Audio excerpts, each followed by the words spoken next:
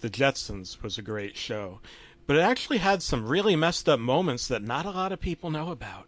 Hanna-Barbera was notorious for cutting episodes from its lineup in the early days, largely because audience receptions were never certain.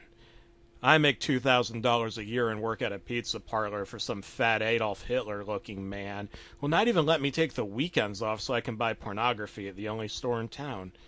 My mom disconnected my internet. Bitch. I wrote this on a letter and had a computer whiz friend of mine type it up and post it online in case you're wondering. I only got the tape because a rich investor of pornographic videos accidentally gave it to me instead of bukkake disabled cum slut cowgirls with dyslexic legal midgets 12.5 inches. I'm not kidding, I masturbated to that, but it was difficult. Now that I've gotten these important details out of the way, you should know something.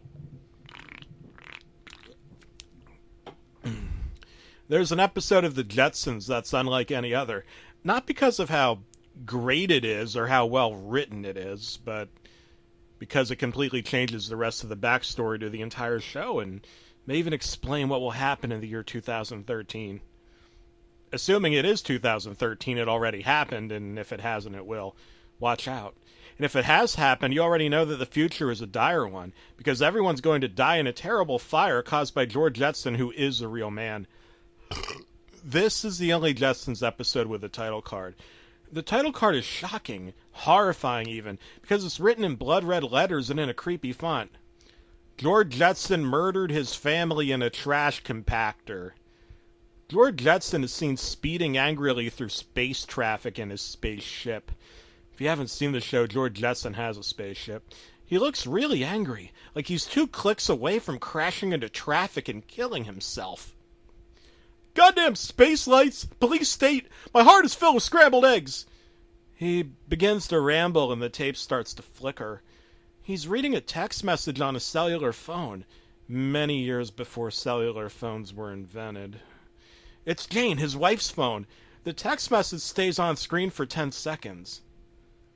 I want you to ride me until I come, Steve. A picture of a blender is shown. George is really angry. A vein is seen traveling in high detail up his neck. His eyes are bloodshot. Anyone would be angry if their wife was cheating on them, but George seemed especially angry. And my feeling was correct. Later in the episode, he murdered his family. He slams open the automatic futuristic door somehow. The robot maid approaches him and he tells her off right quick. Shut the fuck up, you goddamn sack of nuts and bolts! Well, I never, she replies. George Jetson starts dangling his ball sack over the robot, and robot-human sexual activity is illegal in his space jurisdiction. The robot starts to cry and her circuits fry up. George Jetson continues dangling and dangling his ball sack, while the robot continues to cry. She catches on fire and starts running frantically around the building before George offers her some water. I'm going to teabag all of you motherfuckers, he says. He punches her in the robot vagina and she crashes through the window to her death. He teabags out the window for a full 6 minutes, and you can hear the voice actor giggling to himself, even though the animation never changes, and someone even walks in and asks him if he wants to order a pizza.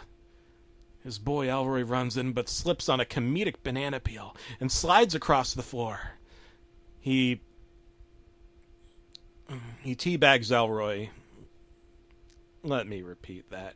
He teabags Elroy. His nutsack is shown in high detail with huge scrotal marks from signs of years of teabagging random people.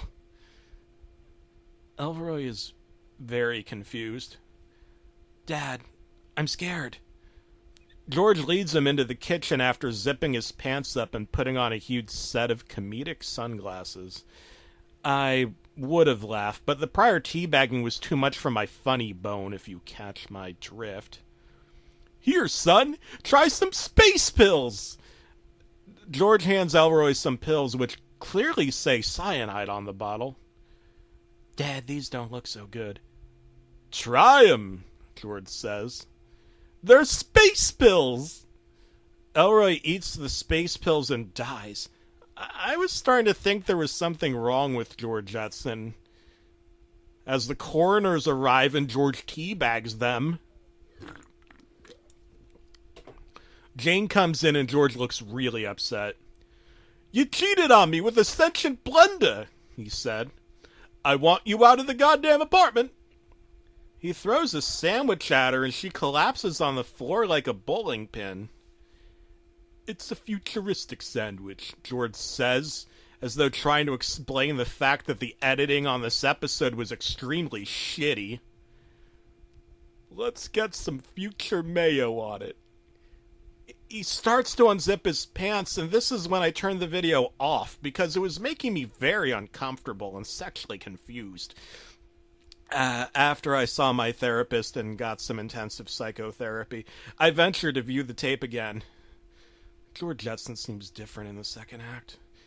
Jane is dead, lying in the corner, and George is throwing her, Elroy, and his daughter in a huge trash compactor at the plant he works at.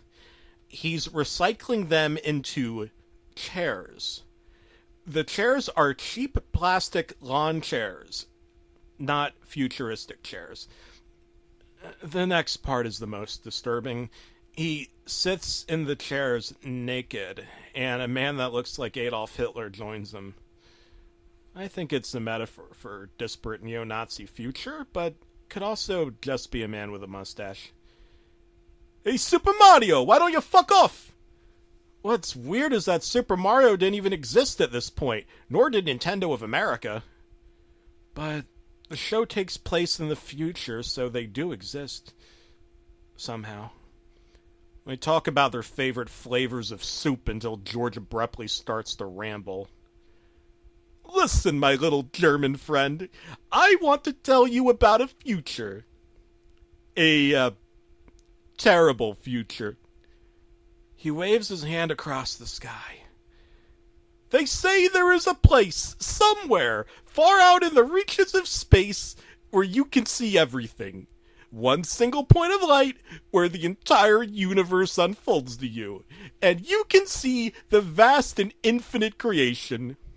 All of the planets, the stars, the lights, the beams, the organisms." The camera zooms deep into George Jetson's grizzled face. "I'm going to find that place, Adolf." It zooms in deeper until the animation now resembles a human face. "I'm going to find it! And I'm going to teabag the entire motherfucking universe!"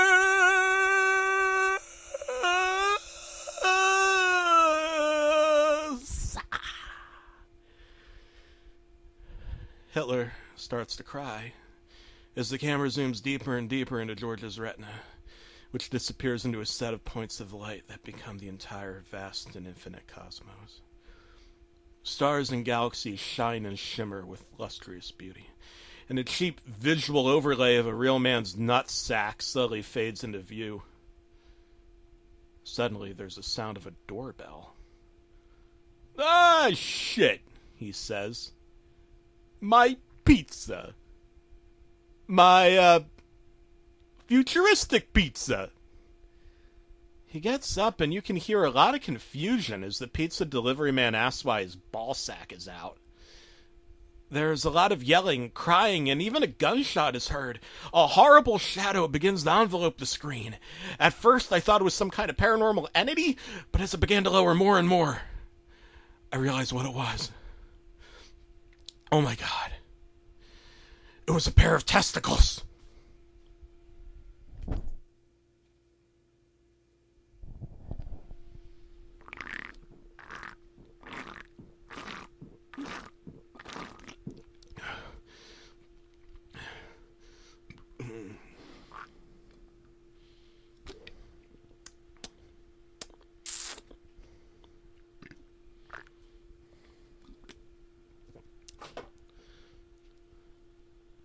Sometimes you feel like a nut, sometimes you don't. So bust a nut with me, girl. That's all I want is to bust a nut with you, girl. Bust a nut. Corn nuts, baby, your love's like corn, and I'm nuts for you. So bust a nut, girl, bust a nut. You're corn nuts, girl, and I love corn, and I love your hair, and you smell like corn, and your hair is corn, so bust a nut.